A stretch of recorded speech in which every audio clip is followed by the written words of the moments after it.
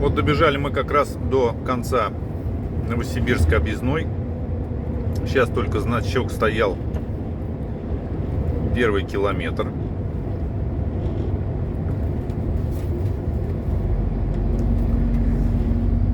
Значит, должен быть нулевой.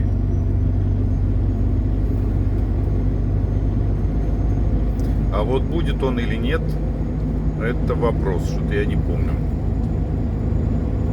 Ну, по крайней мере, вот от этой развилки и начинается отсчет километража в сторону Кемерово. Но идет он только по двухсторонке, а дальше уже, точнее, по односторонке, а дальше по двухсторонке переходят старые уже идут километражи, которые ведут отсчет от самого города Новосибирска. Да, здесь мы уже не увидим нулевого, потому что здесь 1422.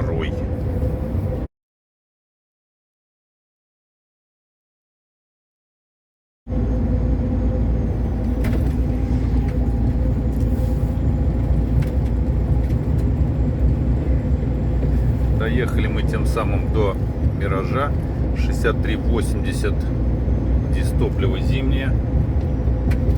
Ой, как нехорошо встал, как нехорошо встал. Неужели нельзя было заехать на трассу, или у него что-то случилось? Заехать на стоянку рядом и там уже смотреть.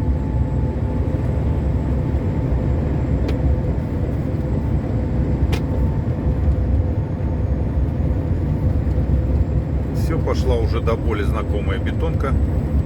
Брык-скок, тяп-ляп. И так 30 километров в сторону Омска.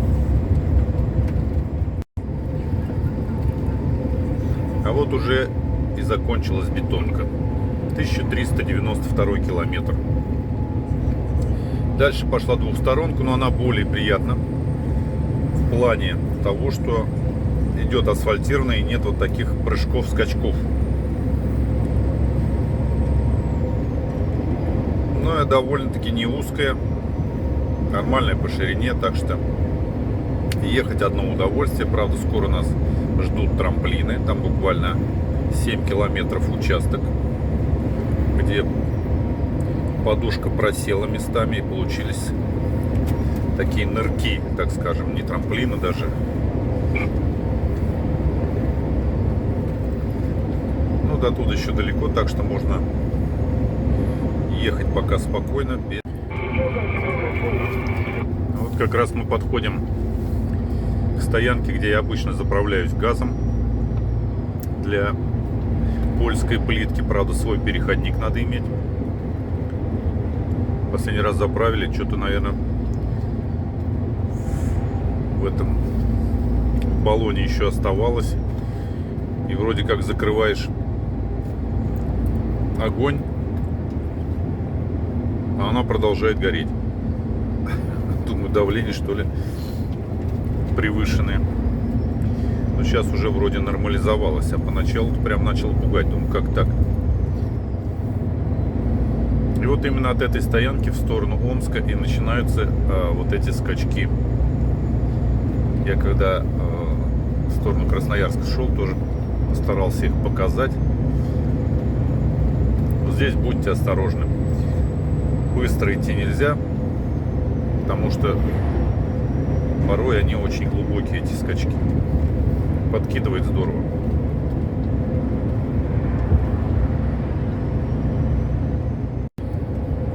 В общем, нырки здесь неприятные. Где вот видно вот эти черные следы, знайте, что здесь люди тормозили.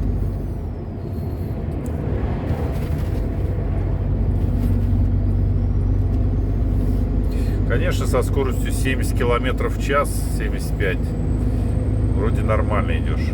И то на некоторых встряхивает здорово. Ну а если ехать быстрее, то, сами понимаете, можно и прыгнуть.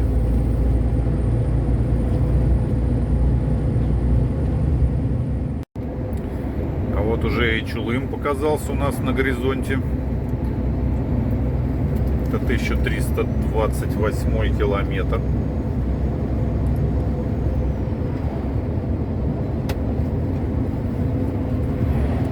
Сам он, конечно, далековато от дороги. Самый ближайший здесь подстанция видно только.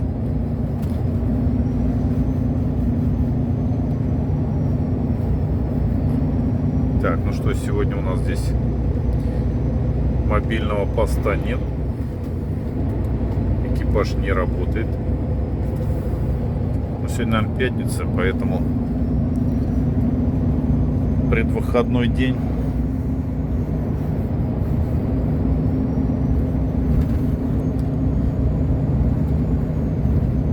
Да, отсюда, конечно, не разглядишь.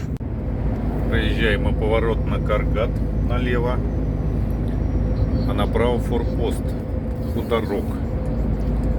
Вот здесь хочется мне зайти посмотреть, у них тут как музейные экспонаты. В этом вот сарайчике автомобиль, мотоцикл стоит ИЖ-49. Я вечерком тогда заходил, но это, конечно, надо вот днем зайти посмотреть, но для этого время, конечно, нужно выбрать. А сегодня у нас еще две запланированных остановки. Это, конечно же, обед и заправка обязательная. Плюс еще я хотел дойти до Крутинки, заехать на балансировку колес, потому что уже 71 тысяча пробега. Уже пора проверять балансировку передних рулевых колес. А это тоже время. И как все в один день это все поместить, я пока не знаю. Поэтому отложим мы экскурсию в Хуторок немножко на попозже.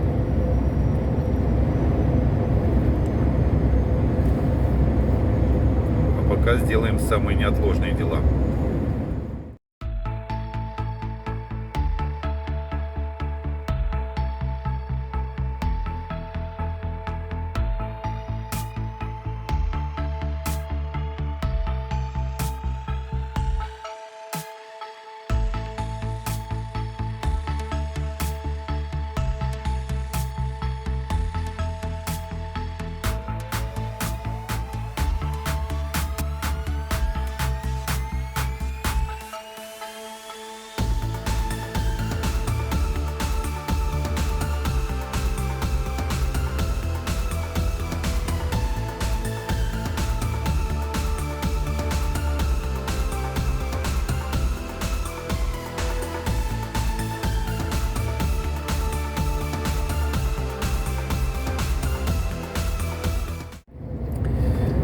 Проходим 1271 километр.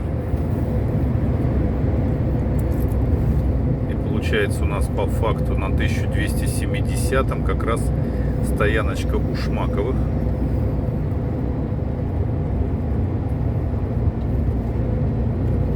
Охраняемая, бесплатная и асфальтированная. И я смотрю, здесь ребята всегда паркуются пообедать.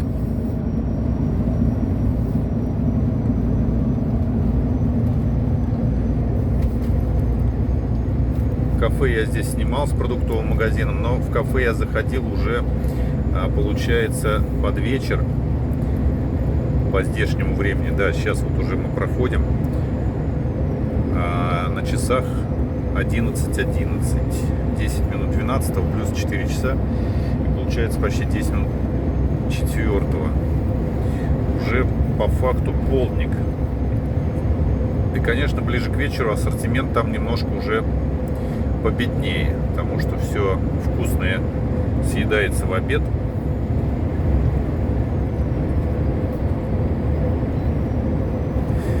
Но кто, как говорится, не успел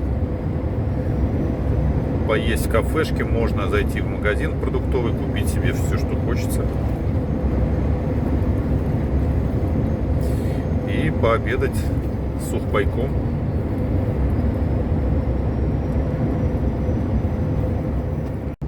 Так, друзья, впереди у нас скопилась небольшая колонна. Надо ее потихоньку по одному обходить, потому что все идут с определенной скоростью, а колонна, она как гармошка. Один притормозит, другому приходится тормозить еще больше, а третьему вплоть до остановки. Поэтому вот это вот разгон торможения, ну, как-то изматывает уже дорогой. Нет бы все шли на круиз, поставили, да, и шли бы в одном ритме. А это то разгонимся, то накатом идем, то тормозить приходится. Да, вот тут, конечно, на повороте далеко видно, но на повороте, что интересно, визуально идет обман. Кажется, что машина далеко, а по факту она подходит гораздо ближе и быстрее, чем когда ты идешь по прямой. Вот сколько раз замечал. Смотришь сбоку, ой, далеко. Вышел на обгон, она оп, и уже рядом.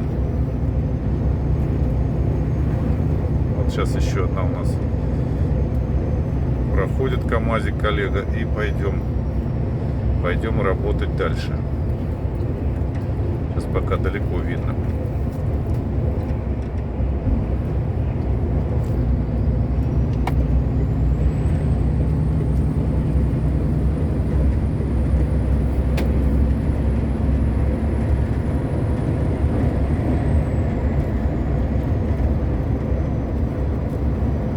Так, ну что, еще одного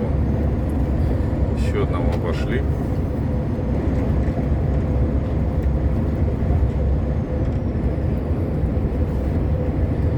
Да, смотрел я сейчас прогноз погоды. У нас за бортом пока показывает минус 13,5.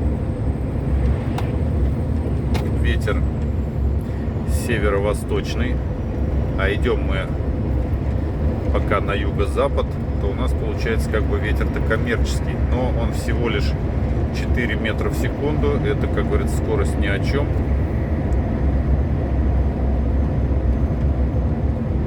То есть он даже не подталкивает, но, по крайней мере, он не мешает.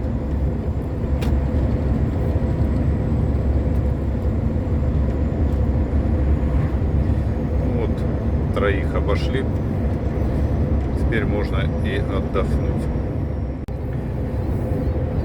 Проходим 1233 километр. И здесь у нас две стоянки по обе стороны дороги. Горизонт 1 и горизонт 2. Соответственно, горизонт 1 у нас на левой стороне. Она была раньше построена. А горизонт 2 немножко позже. Но по сути они одного хозяина, как говорится, эти стоянки. Была у меня мысль заехать на горизонт пообедать. У нас к тому же, смотрю, ребята с Приволжья Транс стоят. Но сегодня я хочу дойти до закусочной у камина. И хотя она у нас находится на 1122, по-моему, километре, это получается до нее еще 110 километров, 1,5 часа. А на часах уже пол, если быть точнее, без 20:12. Ну что ж, пожертвуем своим времечком. Заеду. Хочется уже разнообразить, хотя и свой суп стоит в холодильнике, и салатик можно нарубить, но хочется уже и второго поесть.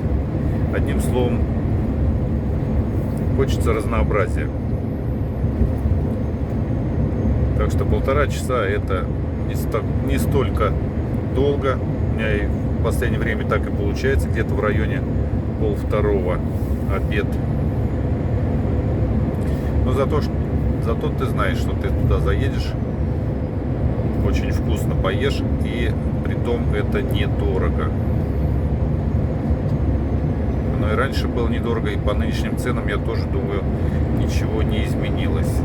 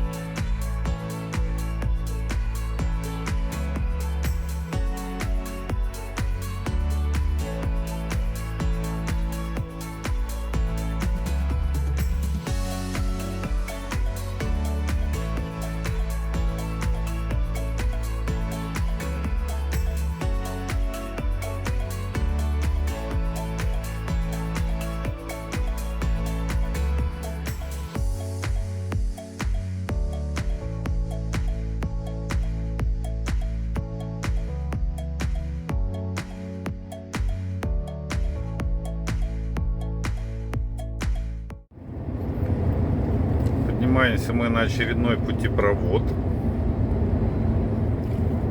И здесь у нас ремонт. Ремонт на нашей стороне. Но это... Да, полосу они, конечно, не перекрыли. Наверное, швы лечат. Ай-яй. Да, тут действительно... Эх-ай-яй там.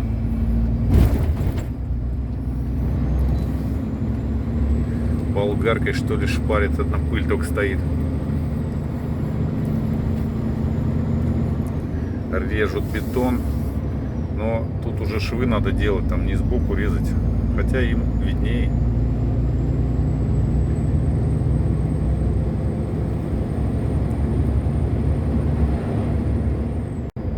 И все это у нас происходит на 1201 километре.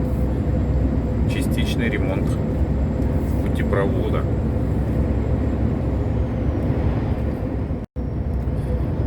Вот, друзья мои, добежали до закусочной у камина.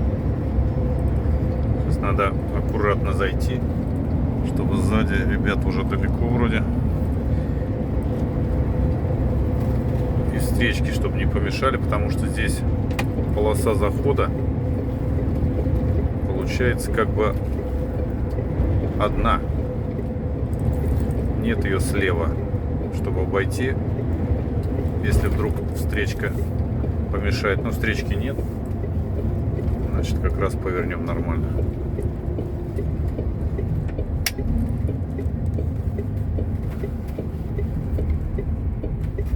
Все чудненько. Сейчас быстро перекусим и дальше.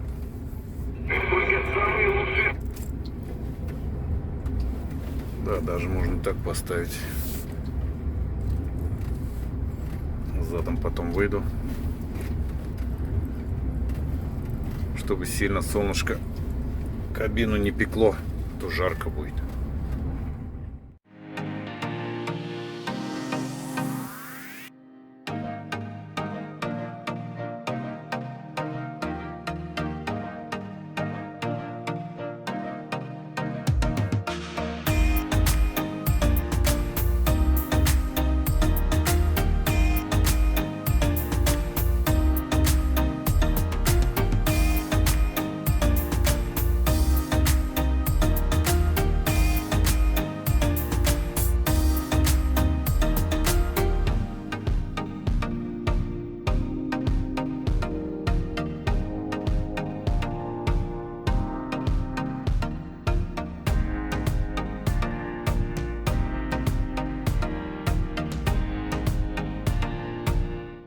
Друзья, с вами снова я. Вот я уже после обеда. Видите, лицо округлилось. Я покушал. Действительно, я сегодня зашел сюда, чтобы вкусно поесть и помониторить цены, потому что цены растут сейчас везде. А для того, чтобы понять, насколько выросла цена, я взял то же самое, как обычно. Суп-лапша половинку, потом бигус, это капуста тушеная с мясом, свекла с чесноком и компот, 2 хлеба. И все это у меня получилось на 197 рублей 50 копеек. Это по сравнению с теми ценами получилось на 22 рубля, на 23 подороже. Но цены дорожают сейчас везде, и я считаю, это не настолько дорогая цена. Я даже в 200 рублей уложился. Хотя взял то же самое, все так же вкусно. Так что, друзья, собираемся в поход. Собираемся, как раз у меня коллега отъезжает. Это мне позволит как раз сделать маленький разворот, потому что мы стоим задом к дороге. И мы продолжаем наше путешествие. Ну что, я уже за рулем. Трудяга мой даже не остыл. 59 градусов. И на обед у меня сегодня было потрачено всего 35 минут. Потому что ровно в час я подъехал, а сейчас на часах 1:35.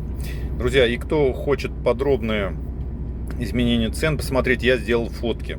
Видеообзор я сегодня не делал, потому что тороплюсь сделать поскорее. Видеообзор, кого интересует, есть в плейлисте. Так, надо убавить рацию. Так, коллега у меня отъехал, освободил мне местечко. На всякий случай включим аварийку и будем выезжать. Рацию, конечно, надо оставить, потому что ребята по рации иногда подсказывают, что происходит сзади. Можно ли выезжать или лучше подождать.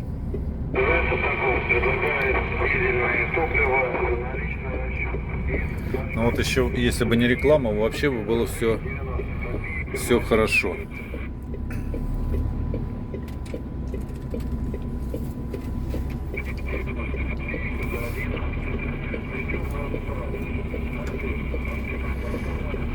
Так что, друзья, повторюсь, кому интересно видеообзор, заходите в плейлист. По-моему, оно так и называется. Закусочная у камина.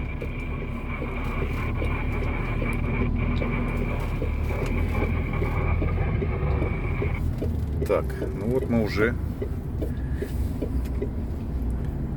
и выехали. Не совсем, правда?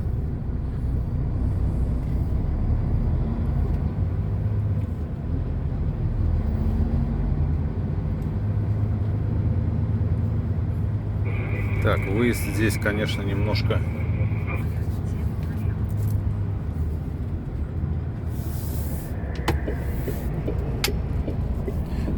затруднен тем, что надо выходить и пропускать со всех направлений.